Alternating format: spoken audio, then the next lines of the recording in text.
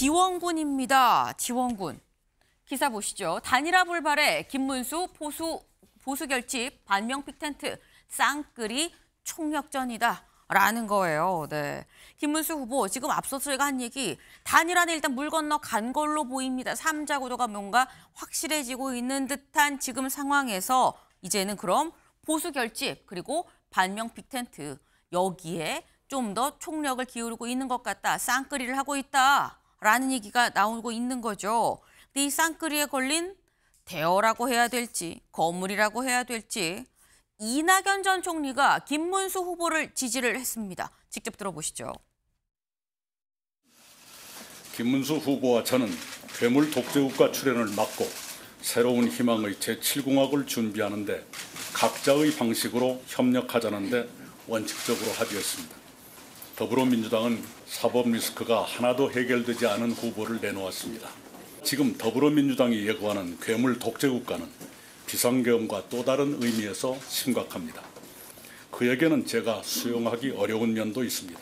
그럼에도 불구하고 당장 눈앞에 닥친 괴물 독재국가 출현을 막는데 그가 가장 적합한 후보인 것은 분명한 사실입니다. 그래서 저는 저의 한 표를 그에게 주기로 했습니다. 네, 이낙연 전 총리 그야말로 제목처럼 전격 지지 선언을 어제 했습니다. 그런데 최경철 위원님, 말 그대로 전격적이긴 한데 사람들이 생각할 때는 이럴 수도 있는 게 이낙연, 김문수는 한 배에 타기 너무 멀리 있는 사람들 아니야? 공동정부 구성이 이게 가능한 걸까라는 생각을 할 수도 있어요. 뭐 명분이 없으면 네. 그것이 뭐 야합이 되겠지만 명분이 있다면 연합이 되겠죠. 그렇기 때문에 이낙연 총리께서 굉장히 좀 사실 은근진이라고 하지 않습니까? 우리 이낙연 총리님 저도 만나보면 이렇게 인터뷰를 하다가도 그 제가 좀 빠르게 질문을 하거나 좀 네. 상식에 어긋난 그 질문을 하면 그 혼을 내요. 인터뷰를 하다가. 그래서 네. 좀 그런 원칙주의자다. 기자 생활도 하셨고 정치인도 오래 하셨지만 그래서 그 원칙에 어긋나면 그것은 가야 할 길이 아니라고 생각하시는 분 같아요. 그래서 이분이 사실 2021년 민주당 경선 때 그 이재명 후보와 굉장히 그 격렬하게 그 경쟁을 하셨는데 그때 네. 사실 대장동이나 이런 것은 이낙연 후보 쪽에서 굉장히 많이 발굴을 해서 발표를 하셨어요. 그래서 그런 것들을 보시면서 이재명 후보는 도덕적으로 정치인이 돼서는 안 된다는 그런 주관을 강하게 가지신 것 같습니다. 그래서 그런 명분을 갖고 이렇게 이재명 후보를 반대하고 결국에는 그 김문수 후보 쪽으로 가신 것 같은데 그것은 존중되어야 된다고 생각합니다. 그것이 만약 명분이 없다면 모르겠지만 이낙연 후보만큼 이재명 후보에 대해서 전문가적인 식견을 가진 분은 없다. 그렇기 때문에 그러한 것을 갖고 이렇게 가신다면 아무래도 이유가 있다고 봐야 될 건데 그러한 도덕성 없는 후보가 정치인이 돼서는 안 된다는 그 원칙과 주관은 이낙연 그 총리께서 하신 그 결정은 굉장히 존중되고 그리고 그 많은 국민들이 이러한 그 이낙연 그 총리의 말씀은 한번 귀 기울여 볼 필요가 있다고 저는 그렇게 생각합니다. 지금 말씀은 이런 거예요. 두 사람이 사실상 이 굉장히 먼 거리에 있다라고 생각이 될 수 있지만 하지만 명분이 없으면 야합일 수 있지만 명분이 명확하게 있고 목적이 같다 그러면 이건 연대가 되는 거 아니겠느냐라는 말씀을 하셨어요. 근데 이승훈 변호사님, 민주당 입장에선 어떻게 보면 굉장히 큰 일격이라고 생각이 될 수도 있는 건데 민주당에선 예상했었을까요? 실은 관심이 별로 없어요. 아하. 이분에 대해서. 이미 대선 경선에서 패배하고 굉장히 좀 떠돌이 생활을 하신 것 같은데 좀 외롭지 않았나. 그래서 김문수 후보한테 가서 좀 외로움을 달래려고 간 것 같은데 문제는 국민들이 관심이 없다 이런 말씀 드리고 저는 이게 김문수 후보 지지선언 맞나요? 자신의 한 표 주겠다는 거잖아요. 자신의 지지자들에 대한 표를 주겠다는 것이 아니라 자신 한 표 주겠다는 것이고 이건 당대당 통합도 연대도 아니고 네. 뭐 이게 뭐 합류한 국민의힘에 합류한 것도 아니다. 그럼 뭐죠? 정말 자기 혼자 한 표 주려고 그런 것 같아요. 그런데 이분들이 내세운 목표가 뭡니까? 대한민국을 어떻게 바꿔보겠다가 아니라 임기 3년으로 개헌하겠다는 거잖아요. 그럼 김문수 후보에 반대되는 분 아닌가요? 임기 5년짜리 대통령이 되겠다고 하신 분을 3년으로 줄여주겠다고 하는 거니까 저는 무슨 생각을 하고 계신지 모르겠고 이낙연 전 대표가 좀 안타까워요. 왜 어떻게 하다가 저런 길을 가실까. 상식과 원칙에 어긋나는 행동을 했기 때문에 좀 아쉽다 이런 생각이 듭니다. 네. 그러니까 지금 말씀은 나를 비롯해서 나를 지지한 사람들 다 김문수 후보 지지해 주세요가 아니고 내 한 표는 김문수 후보한테 주기로 했다. 이걸 뭐 글쎄 지지 선언이라고 볼 수 있는 거야 라는 취지의 말씀입니다. 그리고 민주당에서 사실상 이 손을 잡기 어려운 상황이다 보니까 오히려 김문수 후보 쪽으로 가게 된 거 아니겠느냐 뭐 이런 취지의 말씀도 지금 주셨는데 관련해서 오늘 만평이 나왔죠. 같이 볼까요? 네. 국민의힘의 큰 새가 지금 보고 있습니다. 새가 날아든다. 내 깜짝 큰 새가 날아든다. 김문수 지지선언 인학세다. 상당히 이건 좀 이낙연 전 총리의 이번 지지선언이 약간 철새 아니냐 뭐 이런 취지인 것 같은데 최경철 위원님 만평 어떻게 보셨습니까? 이낙연 총리의 결정이 사적 감정에 그 의지에서 그리고 그것에 기반해서 저렇게 움직이셨다면 저것은 비난받고 굉장히 그 폄하되어야겠죠. 하지만 사실 그 정치인들 중에 사적 감정을 갖고 친하고 안 친하고 이런 분들 많습니다. 사실 뭐 안철수 의원하고 그 지금 이준석 개혁신당 후보는 굉장히 사이가 안 좋아서 통과절이라고도 얘기하고 그쵸. 식당에서 서로 옆방에서 밥 먹다가 거기서 막 싸우기도 하고 뭐 그래서 사실 뭐 정치인들끼리도 사실 사적 감정이 있습니다. 예를 들어 뭐 우리 홍준표 전 대구시장 같은 분도 그렇게 뭐 카리스마적이고 스트롱맨인데도 예전에 계시던 하태경 의원님 굉장히 좀 그 무서워하셨어요. 그런 이 정치인들끼리 서로서로 징크스가 있고 사적 감각도 좀 있습니다. 그래서 그런 분들하고 좀 만나면 그 사감으로 다투기도 하고 그런 것이 있는데 이번에 이낙연 총리께서 움직이신 것은 그것은 아니라고 생각합니다. 그것은 공적 의식을 갖고 민주당이 가야 할 방향에 대해서 말씀을 하시다 보니까 그 방향과 어긋난 도덕성 없는 후보가 민주당에 이렇게 간다면 김대중 정신과 노무현 정신 그것을 짓밟는 것이다. 그렇기 때문에 나는 그 길을 갈 수 없고 이 길을 갈 수 없다는 이유도 설명하고자 하면 결국 내가 국민의힘 후보를 지지할 수밖에 없다. 이렇게 갈 수밖에 없는 것이기 때문에 그것이 공적 의식이냐 사적 감정이냐 이것을 구분해서 본다면 이낙연 총리께서 움직이신 이 길이 어떤 길인가 아마 시청자 여러분들께서 국민 여러분들께서 잘 아실 거라고 저는 판단합니다. 네. 그 지금 말씀은 이재명 후보가 대통령이 돼서 당선이 되는 건 이건 김대중 정신에도 좀 어긋난다는 생각이 있었으니까 동교동계인 이 이낙연 전 총리가 이거는 아니다 싶어서 원칙론적으로 얘기한 거 아니겠느냐라는 말씀을 하셨어요. 그런데 지금 김대중 정신 말씀을 하셨는데 김대중 재단에서 어제 이런 입장을 밝혔습니다. 이낙연 고문을 김대중 재단 상임 고문직에서 제명합니다. 그리고 더불어서 전병헌 새미래민주당 대표도 재단 이사직에서 제명하겠습니다라고 제명 결정을 발표를 했다라는 거죠. 이유. 지금 현재 이 비상계엄에 책임이 있고 이걸 옹호하는 세력을 지지하고 공동정부를 얘기한다는 거 이건 김대중 정신을 정면으로 위배한 거 아니냐라는 게 제명 사유다라고도 또 같이 밝혔어요. 근데 김대중 재단에서만 제명이 된 게 아니라 사이제라고 사이제라는 이 이른바 친문 인사들의 포럼이 있죠. 친문 인사들 모임인데 포럼 사이제에서도 반헌법적인 비상계엄에 책임이 있고 이걸 옹호하는 세력을 지지 이거는 사이제의 목적을 심각하게 위반한다. 고로 이낙연 전 총리에 대해선 사이제 고문직에서 제명을 한다. 지금 이제 사이제는 전 이 문재인 정부 때의 총리 3명이 다 셋 다 고문으로 있는 상태인데 그중에서 이낙연 전 총리는 우린 제명하기로 했습니다. 라고 얘기를 했다라는 건데 이쯤 되면 이건 이승훈 변호사님 이낙연 전 총리 입장에서 거의 호적을 파서 왔다라고 봐야 될 수 있는 그런 정도 사안인데 합당은 아니고 그럼 호적을 파서 둘 중에 하나 아닌가 싶어요. 호적을 파서 올 만큼 이재명 후보는 진짜 안 된다. 아니면 이 정도로 강하게 민주당이나 어떤 이 진보 진영에서 반발할 거를 예상을 못했다라는 거냐라는 거죠. 너무 사적 감정이 너무 심한 것 같아요. 사적 감정이다. 아니 호적을 팠으면 파서 네. 그냥 완전히 호적을 가셔야죠. 차라리 국민의힘으로. 근데 가지도 못하잖아요.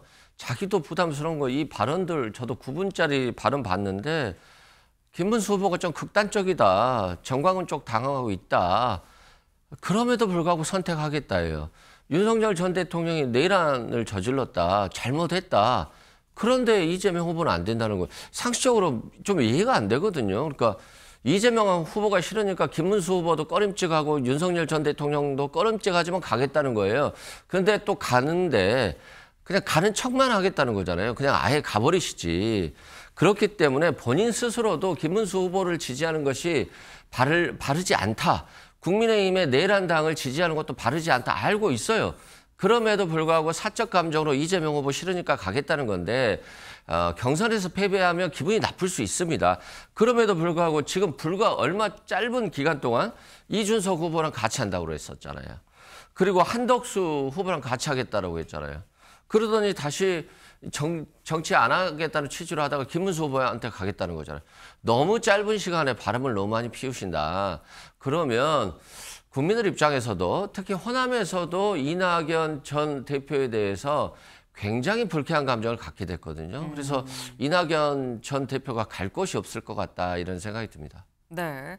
지금 말씀은 너무 바람을 많이 피는 거 아니냐 이런 말씀을 지금 하셨어요. 꼭 김문수 후보가 돼야 된다가 아니라 이재명이 싫으니까 김문수한테 간 거라고 나는 생각한다. 그간의 다른 행보를 좀 봐야 되는 거 아니겠느냐라는 취지의 말씀을 같이 하셨습니다. 일단 어제 이낙연 전 총리의 김문수 후보 지지 선언, 이건 지원군으로 지금 나섰다라고 봐야 되는 거겠죠. 그런데 이낙연 전 총리만큼 깜짝 놀랄 그런 인사는 아니긴 했습니다만 인물에 놀랬다기보단 이 인물의 행보에 좀 놀란 사례가 어제 있었습니다. 뭐냐? 다음 기사 볼까요?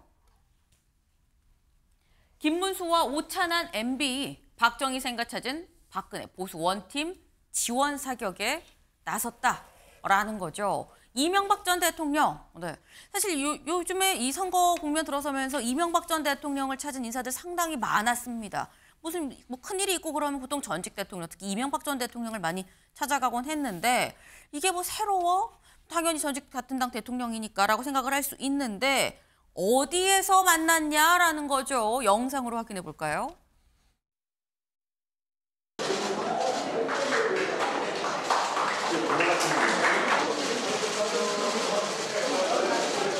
한번 안아주시죠. 그래. 후보 얼굴 이쪽에 나오게 해요. 내가 깨끗한 문수 후보를 당선시키기 위해서 왔어요. 보셨죠? 보통 우리가 알고 있는 이명박 전 대통령을 예방한다라고 얘기를 하고 이명박 전 대통령의 이 사저에 직접 정치인들 후보든 당 지도부든 찾아가서 만나는 형식인데 이번에 보면 최경철 위원님, 네. 이명박 전 대통령이 김문수 후보를 만나러 여의도로 왔어요. 여의도 앞에 국회 앞에 있는 한 이 호텔 식당에서 지금 만났다라는 건데 이건 좀 이례적입니다. 네, 요청이 가서 흔쾌히 네. 응해주신 거로 저는 들었습니다. 어쨌거나 지금 김문수 후보가 복수의 여론조사에서 TK와 PK에서 지지율이 과거 윤석열 대통령이나 박근혜 대통령, 이명박 대통령께서 얻으셨던 지지율보다 굉장히 낮게 나옵니다. 네. 그러니까 보수 지지층들이 김문수 후보로 못 뭉치고 있다는 거죠. 그렇기 때문에 지금 이명박 대통령이나 박근혜 대통령께서 나서서 이제 뭉쳐서 정당 일체감 투표를 이제 영남이 좀 해야 되겠다. 이것을 지금 호남은 사실 정당 일체감 투표가 지금 그 대우가 전혀 흐트러지지 않고 있는데 영남이 지금 흐트러지고 있다. 네. 그렇기 때문에 우리 두 사람이 나서지 않으면 안 되겠다. 이렇게 생각해서 이 두 분이 나선 것 같아요. 지금 박근혜 대통령도 어제입니까? 구미 가셔서 박정희 대통령 생각하시고 그래서 활발하게 움직이면서 지금 TK와 PK에서 정당 일체감 투표를 해서 보수가 뭉치자. 이렇게 강한 메시지를 던지신 것 같은데 이렇게 되면 막판에 보수표가 결집을 할게요. 지난 2017년 대선에서 홍준표 후보가 24%밖에 못 얻었습니다. 네. 근데 그때 여론조사가 대선 직전에 얼마 나왔는가 하면 홍준표 후보가 10%대에 머물렀습니다. 그 대신 막판에 보수 결집이 일어나니까 한 10% 정도 뛰었거든요. 여론조사보다. 그러니까 지금 결집이 이루어지면 지금보다 상당수 부분 올라갑니다. 그렇기 때문에 그때 홍찍문이라고 얘기도 있지 않습니까? 안철수 후보가 흘린 말이 홍준표 찍으면 문재인이 된다. 그만큼 보수가 굉장히 그때 흩어졌어요. TK와 PK도 안철수에게 많이 갔거든요. 그렇기 때문에 이번에 두 분 보수 정당 출신 대통령께서 나서서 보수 결집을 저렇게 외치면 아무래도 많이 올라갈 거예요. 그렇게 되면 TK와 PK에서 지금 표 결집이 이루어지면 이재명 후보가 지금 상당 부분 영남에서도 표를 잠식하고 있거든요. 그 표가 만약 분산이 된다면 그러면 이번 대선은 정말 어떻게 될지 모르지 않나. 저는 뭐 지금 상당 부분 뭐 이재명 후보께서 우세지만 정말 뚜껑을 마지막 열어보기 전까지는 이번 대선이 모르지 않겠나. 뭐 이렇게 조심스럽게 예측을 해봅니다. 네. 이명박 전 대통령은 물론이고 박근혜 전 대통령도 지원 사격에 나섰다라는 거죠. 그 모습도 잠깐 같이 보고 올까요?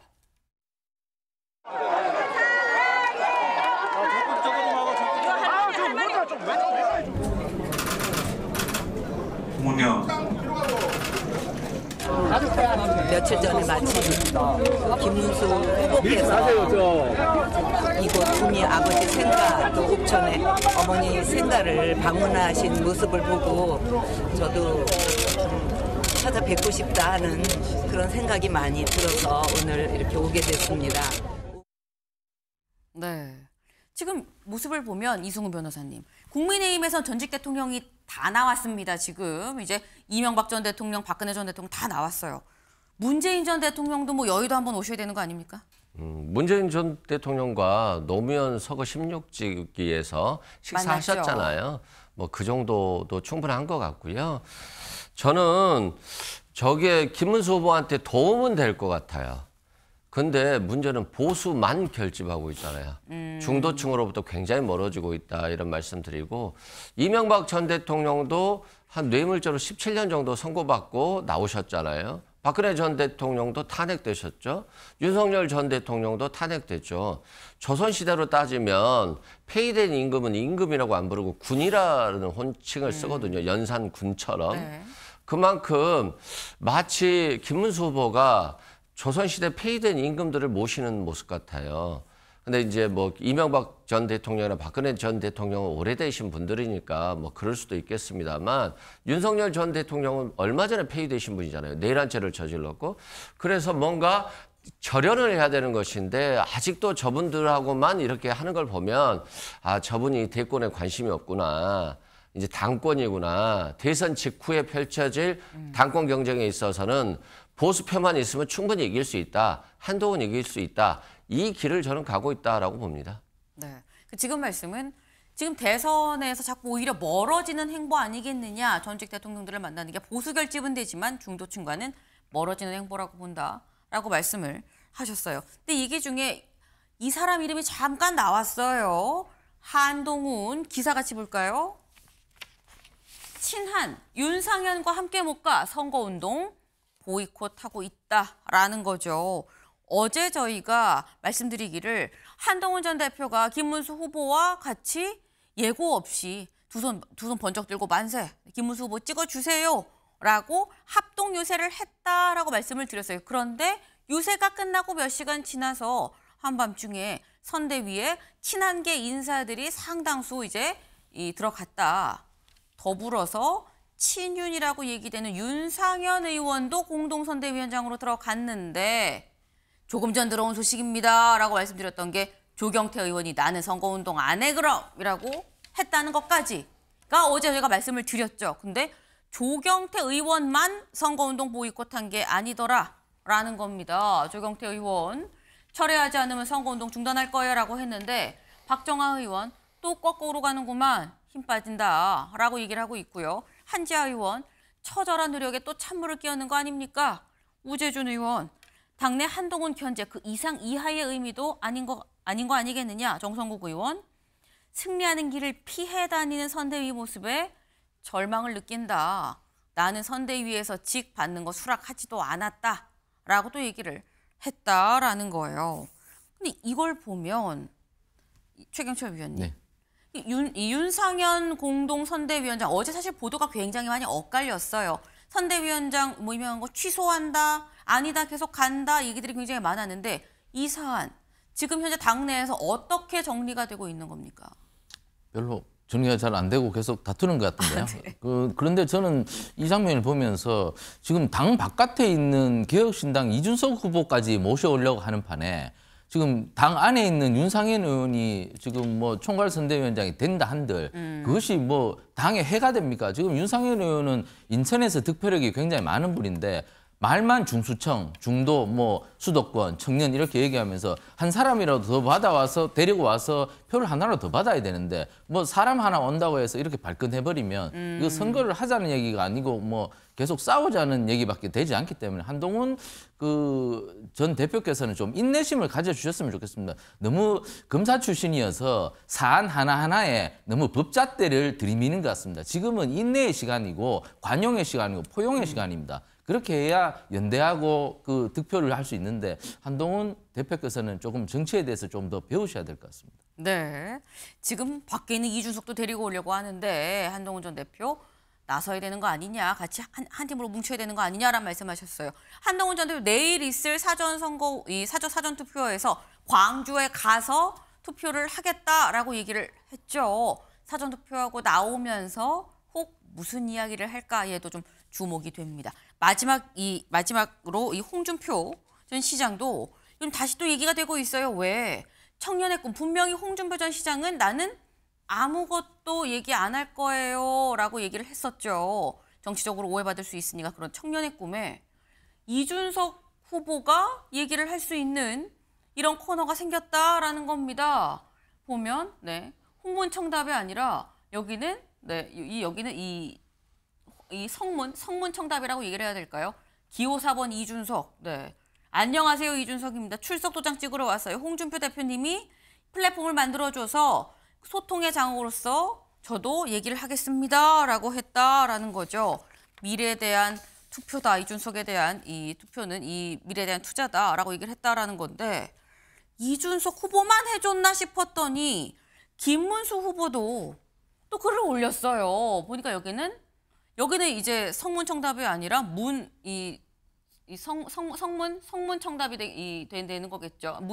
문문청답인가요? 네. 아무튼 김문수 후보가 얘기를 하고 청년들이 얘기를 듣고 그래서 안녕하세요 김문수입니다 라고 해서 여러분 생각을 귀 기울여 듣겠습니다. 오랜 후배이자 든든한 동지인 홍준표 시장님이 장을 만들어줘서 여기서 좀 소통을 좀 하겠습니다 라는 겁니다. 그래서 알고 보니까 김문수, 이준석 말고 다른 후보들 것도 다 만들었다라는 거예요. 그럼 이쯤 되면 최경철 위원님, 네. 홍준표 전 시장은 무슨 생각을 하고 있는 겁니까? 아니 홍준표 시장님은 여러 번 말씀하셨어요. 인생 네. 제3막을 준비하고 계시다고. 네. 그 1막은 검사하셨고 2막은 정치인 하셨고 네. 그리고 3막은 또 다른 정치를 하시겠다고 지금 공언을 하셨기 때문에 네. 지금 지금 청문홍답이고 뭐 그다음 페이스북 계속 올리시는 걸로 봐서는 네. 제3막을 준비하고 곧 시행을 할 것으로 보입니다. 그 대선 이후에 2017년 대선에서 그 떨어지시고 나서 네. 미국 가셨거든요. 네. 근데 한 달 만에 돌아오셨습니다. 그래서 당권을 다시 잡았습니다. 그 어게인 홍 요거를 지금 준비하고 계신 걸로 저는 보이는데 그것이 실현될지는 불투명한 것 같습니다. 어게인 홍이 구체적으로 어떤 청사진을 가지고 한 달 뒤에 돌아올 거냐라는 거죠. 그러니까 지금 아마 그 홍 시장님께서는 이번 대선에서 국민의힘 패할 걸로 예측을 하고 계신데 돌아온다면 당을 재건해서 자신이 그 위치에 올라서 보수를 다시 한번 도약대에 올리는 그런 역할을 하겠다. 그렇게 웅변하시면서 아마 미국에서 그 대대적인 환영 행사를 공항에서 열면서 그렇게 돌아오실 걸로 보입니다. 아마 2017년 재판이 될 걸로 보이죠. 네. 보수 재건을 생각을 하고 있다. 돌아오는 공항은 굉장히 떠들썩하지 않겠느냐라는 말씀을 하셨어요. 대선 이후도 상당히 좀 기대가 됩니다. 저희가 준비한 소식 오늘 여기까지입니다. 오늘도 좋은 하루 보내세요.